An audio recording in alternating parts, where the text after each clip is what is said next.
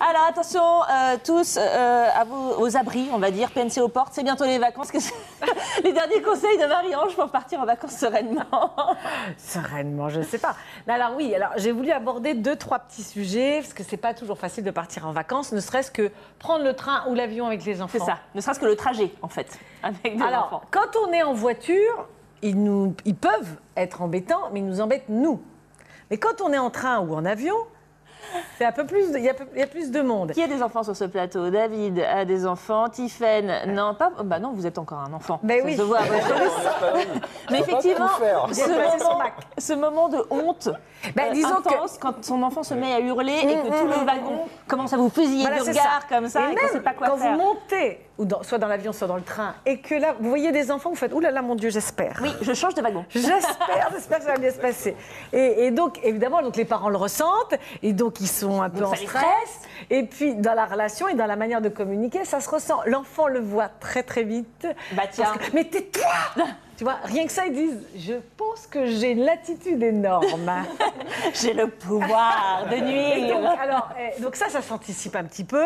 On dit comment on va se comporter parce qu'il y a du monde et qu'il faut faire attention et qu'on va lui dire de ne pas faire de bruit. Pourquoi on ne va pas faire de bruit? Parce que si on lui dit au moment même avec « Mais tais-toi, il y a du monde ». Là, déjà, il voit bien que sur le non-verbal, il y a des choses qui se passent et il n'entend pas. Donc il faut prévenir en avance. Pourquoi? Il va y avoir du monde, les gens sont là pour se détendre. Si tout le monde fait du bruit, ça va être compliqué. Il y en a qui peuvent avoir peur en avion, etc. Donc, et puis, amener beaucoup de choses. C'est ça. Vraiment amener beaucoup de jeux. Alors, Dieu sait que je ne suis pas du tout pour les tablettes pour les enfants et tout ça. Je ne suis pas fan. Hein. Vraiment, je ne suis pas fan.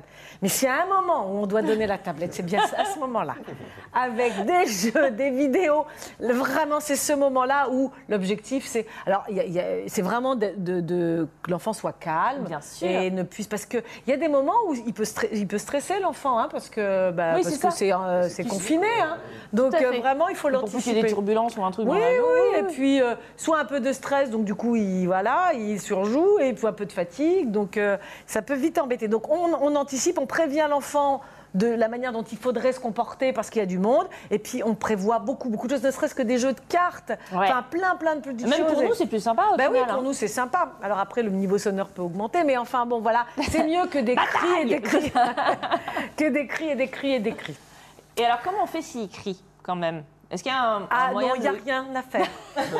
Prenez votre mal en patience. Non, la seule chose à faire, vraiment la seule chose à faire quand il se met à crier, c'est surtout ne pas lui hurler dessus, parce que de toute manière, il va se mettre encore plus à hurler.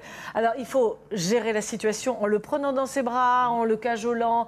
Mais de toute manière, vous ne pouvez rien faire. Il s'est mis à hurler, donc il faut vraiment que ça dure le moins longtemps possible. Le truc à faire, c'est peut-être regarder les autres gens du wagon en faisant genre... Oui, je suis désolée, messieurs, dames. Donc, non, mais de le prendre dans ses bras, et puis si on peut mettre des choses, enfin... C'est ça. On peut pas regarder les gens et dire c'est pas le mien, c'est sûr. À qui est cet enfant, s'il vous plaît? On se retourne et on regarde. Nous aussi, on fusille du regard un petit peu. Faire diversion, ça marche toujours quand même un petit peu. Oui, on peut mettre un peu d'humour, c'est vrai. Mais l'humour, il y en a beaucoup moins de personnes qui en ont à ce moment-là, parce que les cris d'un enfant, c'est voilà. Je voulais juste parler aussi d'un petit truc sur l'espace des jeux vidéo pendant les vacances. Parce que, évidemment, ils ont joué durant l'année aux jeux vidéo, enfin, soit sur la tablette, soit avec leur DS ou je ne sais quoi. Ils vont vouloir continuer pendant les vacances. Alors, toute l'année, c'est pour ça que je dis souvent, il faut réglementer un temps de jeu. Parce que pendant les vacances, on va augmenter ce temps de jeu. C'est normal. Alors déjà, s'il a 10 heures par jour, on ne peut pas en faire beaucoup plus. Donc là, vraiment, essayer de lui donner plus d'heures. Et quelque chose qui marche assez bien, parce qu'on va lui dire « mais c'est pas possible, il fait beau dehors, toute l'année, tu es à la maison, etc. etc. » Alors quelque chose qui marche bien, c'est qu'on va lui donner, par exemple, je ne sais pas moi, 4 heures par jour de jeu. C'est pas... Et on va lui dire « si tu as besoin de plus, tu peux acheter.